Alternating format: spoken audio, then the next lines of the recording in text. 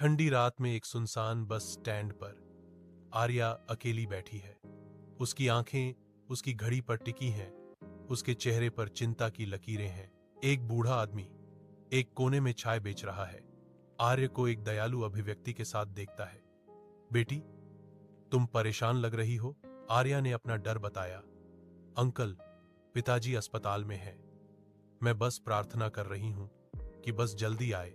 बस की हेडलाइट्स रात को चीरती हुई आर्या के चिंतित चेहरे को रोशन कर रही थीं।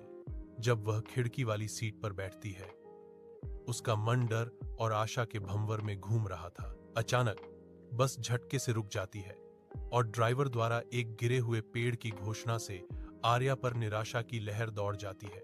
उसकी आंखों में आंसू भर आते हैं।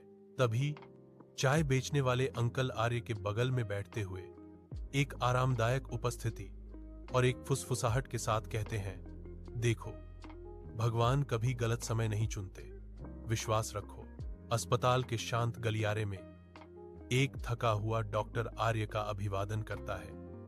उसकी आवाज कोमल है। क्या तुम आर्य हो? यह अच्छी बात है कि तुम आ गए हो। कमरे के अंदर उसके कमजोर पिता कांपते हुए हाथ बढ़ाते हैं। उनकी आंखों में एक चमक है। मुझे पता था कि तुम आओगी, वह फुसफुसाते हैं। आर्या के चेहरे पर आंसू बह रहे हैं क्योंकि वह उसका हाथ पकड़े हुए है। उसका दिल दुख रहा है, फिर भी दृढ़ है।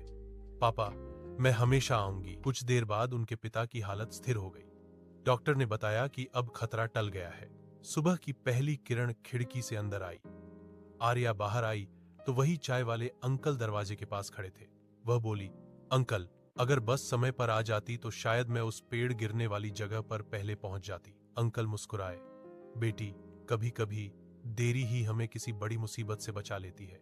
आर्या ने पीछे मुड़कर उगते सूरज को देखा। उसे समझ आ गया था, जिंदगी में हर देरी बुरी नहीं होती। कुछ देरी हमें सही समय तक सुरक्षित पहुंचाने के लिए होती है। उस दिन के बाद आर्या ने इंतजार से डरना छोड़ दिया, क्योंकि उसे पता था हर आखिरी बस अपने साथ